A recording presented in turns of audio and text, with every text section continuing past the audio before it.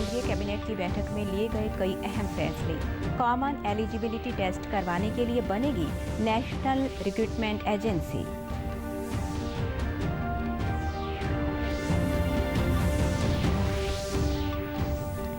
Corona से निपटने के लिए टेस्ट, ट्रैक और ट्रीट नीति पर अमल कर रहा है स्वास्थ्य मंत्रालय। एक दिन में रिकॉर्ड 60,000 से अधिक लोगों ने कोरोना को दी मात।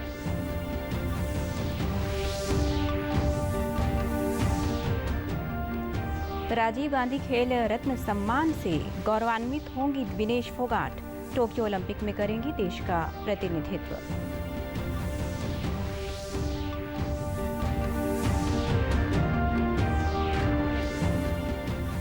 और डिजिटल कॉन्क्लेव में राज्यपाल सत्यदेव नारायण आर्य ने कहा, नई शिक्षा नीति को प्रभावी तरीके से लागू करें शिक्षाविद। नमस्कार, मैं सारिका शर्मा। अब समाचार विस्तार से। केंद्रीय कैबिनेट की आज हुई बैठक में कई अहम फैसले लिए गए हैं। कैबिनेट ने कॉमन एलिजिबिलिटी टेस्ट करवाने के लिए नेशनल रिक्रूटमेंट एजेंसी बनाने की मंजूरी दी है। सूचना एवं प्रसारण मंत्री प्रकाश जावड़ेकर ने बैठक के बाद फैसलों की जानकारी दी। उन्होंने कहा कि कॉमन एलिजिबिलिटी टेस्ट होने से नौकरी तलाश रहे युवाओं को फायदा होगा। जावड़ेकर ने बताया कि इसके अलावा जयपुर, गुवाहाटी और तिरुवनंतपुरम एयरपोर्ट को पब्लिक प्राइवेट पार्टनरशिप के तहत लीज पर देने की मंजूरी भी दी गई है। उन्होंने बताया कि केंद्र सरकार की 20 से ज़्यादा रिक्रूटमेंट एजेंसी हैं। इनमें से सिर्फ 3 एजेंसियों की परीक्षा कॉमन करवाई जा रही है। मंत्री जितेंद्र सिंह ने बताया कि कॉमन एंट्रेंस टेस्ट की मेरिट लिस्ट 3 साल के लिए वैध रहेगी। इस दौरान कैंडिडेट अपनी योग्यता और प्राथमिकता के हिसाब से अलग अलग सेक्टर में नौकरियों के लिए आवेदन कर सकेंगे। ये एक ऐतिहासिक रिफॉर्म है जिससे भर्तियां, चयन और जॉब प्लेसमेंट आसान हो सकेगा। वहीं चीनी मिलों की ओर से गन्ना किसानों के मिलने वाली कीमत भी 10 रुपये बढ़ाकर 285 रुपये प्रति क्विंटल कर दी गई है। नौकरी के लिए जो युवा होते हैं उनको बहुत परीक्षाएं देनी पड़ती है और उनको लगभग 20 रिक्रूटमेंट एजेंसीज है। तो कोई 4-5 में अगर परीक्षाएं देता है तो उतनी परीक्षा, उतनी जगह जाना, ये सब समाप्त करने के लिए एक ऐतिहासिक फैसले में नेशनल रिक्रूटमेंट एजेंसी, राष्ट्रीय भर्ती संस्था, ये परीक्षा लेने वाली। This is a revolutionary reform and I think one of the most landmark reforms in the history of independent India. And it has been possible with the direct and the personal interest and intervention of Prime Minister Modi. आपने विस्तार में ये presentation देखी, तो संक्षेप में यदि आप मुझसे पूछें तो मैं ये कहूँगा कि this is reform which will bring in ease of recruitment, ease of selection, ease of job placement, and thereby ease of living. प्रधानमंत्री नरेंद्र मोदी ने देशवासियों से कोविड महामारी के कारण मौजूदा मॉनसून के दौरान विशेष सावधानी बरतने की अपील की है। प्रधानमंत्री ने एक ट्वीट में कहा कि ये मौसम में बदलाव और विषाणु जनित रोगों के फैलाव का समय है। इसे देखते हुए सतर्कता और एहतियाती उपाय जरूरी है। प्रधानमंत्री ने कहा कि सरकार स्थिति पर बारीकी से नजर रख रही है और प्रभावित लोगों की समुचित देखभाल सुनिश्चित कर रही है। स्वास्थ्य और परिवार कल्याण मंत्री डॉक्टर हर्षवर्धन ने दिल्ली सरकार और नगर निगम के अधिकारियों के साथ बैठक में विषाणु जनित रोगों की रोकथाम की तैयारियों की समीक्षा की। उन्होंने कहा कि डेंगू, चिकनगुनिया और मलेरिया जैसे रोगों की रोकथाम के लिए उपाय जरूरी है। भारत की कोविड परीक्षण क्षमता में निरंतर बढ़ोतरी हो रही है। पिछले 24 घंटे के दौरान देश में 8 लाख से अधिक नमूनों की जांच की गई। केंद्रीय स्वास्थ्य मंत्रालय ने कहा है कि वह टेस्ट, ट्रैक और ट्रीट कार्यनीति पर अमल कर रहा है। कोविड-19 से निपटने के सरकार के सही समय पर किए गए प्रयासों के कारण देश में अब तक 20 लाख से अधिक लोग इस संक्रमण से ठीक हो चुके हैं। संक्रमण से ठीक होने की दर अब 73.64% तक पहुंच गई है। पिछले 24 घंटों में देश में 60,000 से ज़्यादा लोग इस बीमारी से उबर चुके हैं। ये एक दिन में ठीक होने वालों की सबसे अधिक संख्या है। अब तक भारत में 20,37,870 लोग संक्रमण से ठीक हुए। संक्रमण से होने वाली मृत्यु का प्रतिशत भी तेजी से घटकर 1.91 पर आ गया है। वहीं प्रदेश का रिकवरी रेट 84.39% तक पहुंच गया है। अब तक प्रदेश में 41,000 से अधिक मरीज ठीक होकर घर लौट चुके हैं। मृत्यु दर 1.14% हो गई है। कोरोना मामलों के दोगुने होने की दर 32 दिन है। चरखी दादरी के गांव बलाली निवासी अंतर्राष्ट्रीय महिला पहलवान विनेश फोगाट को राजीव गांधी खेल रत्न से सम्मानित किया जाएगा। दंगल गर्ल गीता बबीता की चचेरी बहन विनेश टोक्यो ओलंपिक में भी कुश्ती में 53 किलोग्राम वर्ग में देश का प्रतिनिधित्व करेंगी। फिलहाल विनेश अपनी ससुराल खरखौदा में घर पर ही प्रैक्टिस कर रही हैं। विनेश के ताऊ द्रोणाचार्य अवार्डी महावीर पहलवान का कहना है कि विनेश को राजीव गांधी खेल रत्न मिलने की घोषणा से परिवार में खुशी का माहौल है। रियो ओलंपिक में चोट लगने के बाद कड़ी मेहनत के बूते विनेश ने मैट पर वापसी करते हुए अनेक अंतर्राष्ट्रीय स्पर्धाओं में पदक बटोरे हैं। विनेश के भाई हरविंद्र फोगाट ने कहा कि उन्हें उम्मीद है कि वो टोक्यो ओलंपिक में भी गोल्ड जीतकर देश का नाम रोशन करेगी। वहीं विनेश की मां प्रेमलता ने कहा कि ये परिवार ही नहीं बल्कि देश भर के लिए गर्व की बात है।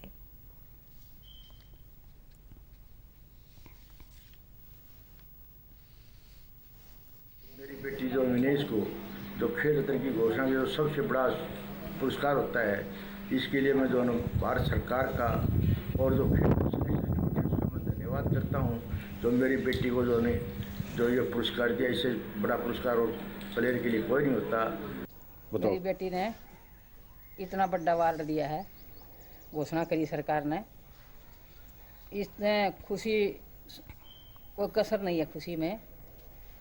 बहुत ही खुशी की बात है कि सरकार के द्वारा जो खेल रत्न अवार्ड जो दिया गया है उसमें विनेश का जो मेरी छोटी बहन है उसका नाम आया है।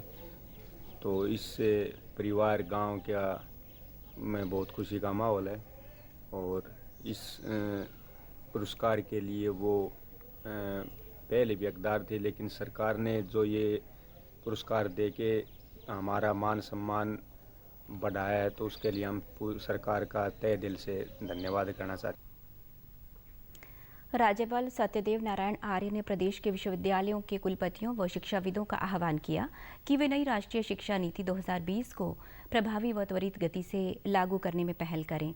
नई नीति देश और प्रदेश में शिक्षा व्यवस्था में बेहतर बदलाव लाने के साथ साथ युवा पीढ़ी को आत्मनिर्भर बनाने पर लक्षित है।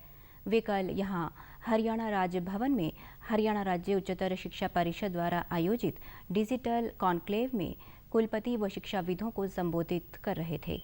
उन्होंने कहा कि राष्ट्रीय शिक्षा नीति में शिक्षा का मूल उद्देश्य कौशल, तकनीकी ज्ञान और विशेषज्ञता के साथ साथ अच्छे नागरिक तैयार करना है। प्रदेश में तो नई शिक्षा नीति को लागू करना आसान है, क्योंकि हरियाणा में शिक्षा से संबंधित सभी ढांचागत सुविधाएं पहले से ही सुदृढ़ हैं। डिजिटल कॉन्क्लेव में राज्यपाल की सचिव डॉक्टर जी अनुपमा ने कहा कि नई शिक्षा नीति के अनुसार आंगनबाड़ी केंद्रों से लेकर बड़े विश्वविद्यालयों व शिक्षण संस्थाओं तक प्रभावी ढंग से कार्य करने की जरूरत है। 4 दिन तक चलने वाले इस कॉन्क्लेव के संयोजक व हरियाणा राज्य उच्च शिक्षा परिषद के अध्यक्ष प्रोफेसर BK कुठियाला ने नई शिक्षा नीति को युगानुकूल और देशानुकूल बताया। इस डिजिटल कॉन्क्लेव का समापन कार्यक्रम 21 अगस्त को राजभवन में होगा। केंद्रीय जल शक्ति मंत्री गजेंद्र सिंह शेखावत के साथ पंजाब और हरियाणा के मुख्यमंत्रियों की बैठक के दौरान प्रदेश के मुख्यमंत्री मनोहर लाल ने सतलुज यमुना लिंक नहर के निर्माण को पूरा करने के लिए सर्वोच्च न्यायालय के फैसले का सम्मान करने की पुरजोर वकालत की है। उन्होंने हरियाणा को आवंटित पानी के वैध हिस्से को लाने के लिए पर्याप्त क्षमता की नहर के निर्माण की तत्काल आवश्यकता पर भी जोर दिया है। मुख्यमंत्री मनोहर लाल ने कहा कि 1981 के समझौते के अनुसार पानी की वर्तमान उपलब्धता के आधार पर राज्यों को पानी का आवंटन किया जाएगा। बैठक में मुख्यमंत्री ने यह भी तर्क दिया है कि पिछले 10 वर्षों से रावी, सतलुज और ब्यास का अतिरिक्त पानी पाकिस्तान में गया है, जो राष्ट्रीय संसाधन की भारी बर्बादी है। दक्षिणी हरियाणा के पानी की कमी वाले क्षेत्रों और भूजल के पुनर्भरण के लिए इस तरह के अतिरिक्त पानी का दोहन किया जा सकता है, बजाय कि ये पाकिस्तान में प्रवाहित हो। उन्होंने ये भी कहा कि हांसी बुटाना नहर को भी मुख्य प्रणाली से जोड़ने की आवश्यकता है, क्योंकि ये वैकल्पिक वाहक चैनल के रूप में भी काम कर सकती है। कोरोना महामारी पर रोकथाम व बचाव के उपायों पर चर्चा करने के लिए स्वास्थ्य विभाग हरियाणा के अतिरिक्त मुख्य सचिव राजीव अरोड़ा ने आज जींद में हिसार, कैथल और रोहतक के उपायुक्त, पुलिस अधीक्षक एवं सिविल सर्जनों की बैठक ली। बैठक के बाद अतिरिक्त मुख्य सचिव ने बताया कि अभी एनसीआर में कोरोना संक्रमण के मामले बढ़े हैं, लेकिन जींद, कैथल और हिसार में इसकी संख्या अधिक नहीं है। इसीलिए सभी अधिकारियों को आदेश दिए गए हैं कि वे कोरोना पर अंकुश लगाने की दिशा में तत्परता से कार्रवाई करें। उन्होंने बताया कि इन सभी चारों जिलों में पीएचसी, सीएचसी से लेकर जिला मुख्यालय तक कोरोना जांच केंद्र दोगुने करने के आदेश दिए गए हैं और आवश्यक सामग्री मुख्यालय से पर्याप्त मात्रा में भिजवाई जा रही है। उन्होंने बताया कि अभी बड़े कंटेनमेंट जोन बनाने की आवश्यकता नहीं है। बातचीत भी होती रहती है और डेली बेसिस पे हम उनके सबके टच में हैं, लेकिन हम क्योंकि आप देख रहे हैं कि जैसे जैसे एनसीआर से दूसरी तरफ अब कोरोना के केसेस आने शुरू हुए हैं, लेकिन चलो ये है कि एटलीस्ट अभी जींद में, कैथल में, हिसार में अभी नंबर ऑफ केसेस बहुत लिमिटेड है, मैनेजेबल है।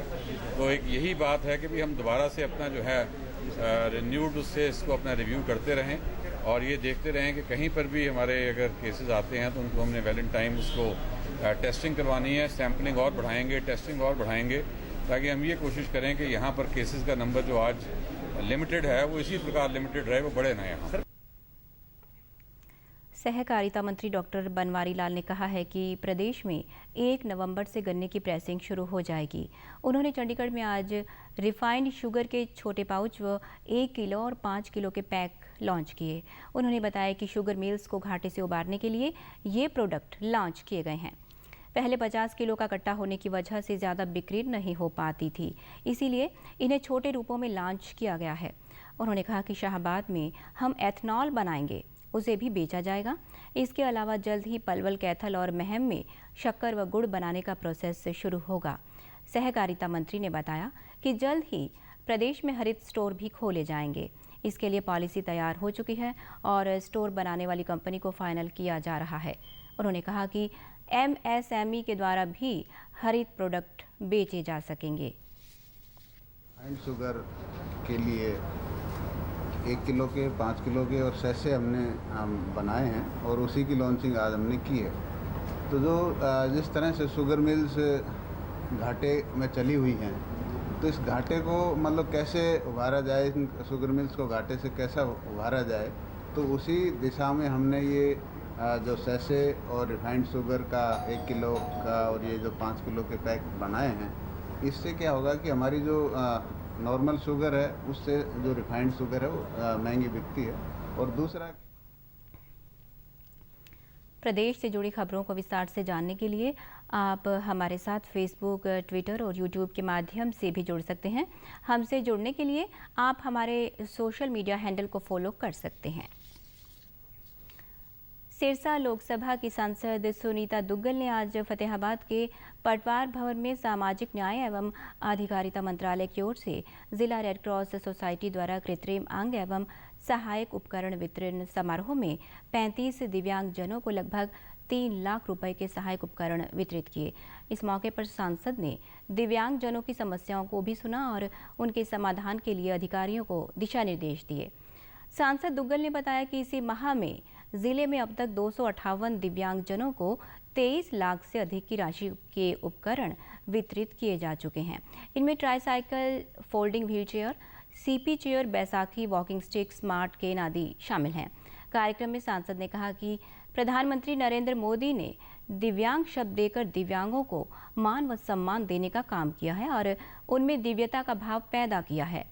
उन्होंने कहा कि दिव्यांगजनों को मिले ये उपकरण उनकी रोजमर्रा के कार्यों में मदद करेंगे और उनके जीवन को पहले से अधिक सरल बनाएंगे। सांसद ने जिला रेड क्रॉस सोसाइटी के अधिकारियों से कहा कि वे दिव्यांगजनों की सुविधा के लिए खंड स्तर, उपमंडल व जिला स्तर पर भी इस प्रकार के कार्यक्रम करवाएं। हमारे भाई हैं, उनको यहाँ पर जो है वो उपकरण दिए जाते हैं, तो उसमें अभी तक हमारी सरकार की तरफ से 30 लाख से भी ज़्यादा रुपए के जो है उपकरण दिए जा चुके हैं आज जो है वो 55 उपकरण हमारे इन भाइयों को बहनों को जो है वो दिए गए हैं, जिसमें ट्राई साइकिल भी है, जिसमें कानों की मशीन भी है और जिसमें जो है ये साइकिल आपने देखी जो है, तो ये सभी दिव्यांग भाइयों के लिए पहले एक इनका जो है एक जो ये सर्वे किया जाता है, उस सर्वे में जो भी हमारे ऐसे दिव्यांग भाई आते हैं तो उनको फिर उसके बाद ये उपकरण दिए जाते हैं। अंत में इस बुलेटिन के मुख्य समाचार एक बार फिर।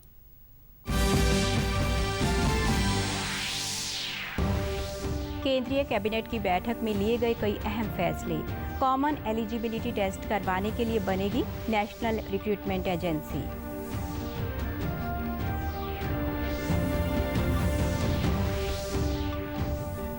कोरोना से निपटने के लिए टेस्ट, ट्रैक और ट्रीट नीति पर अमल कर रहा है स्वास्थ्य मंत्रालय। एक दिन में रिकॉर्ड 60,000 से अधिक लोगों ने कोरोना को दी मात।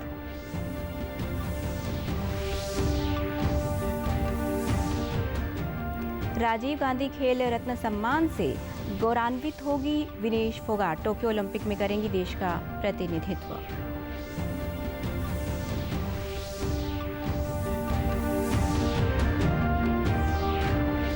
और डिजिटल कॉन्क्लेव में राज्यपाल सत्यदेव नारायण आर्य ने कहा, नई शिक्षा नीति को प्रभावी तरीके से लागू करें शिक्षाविद। समाचारों में आज इतना ही। नमस्कार।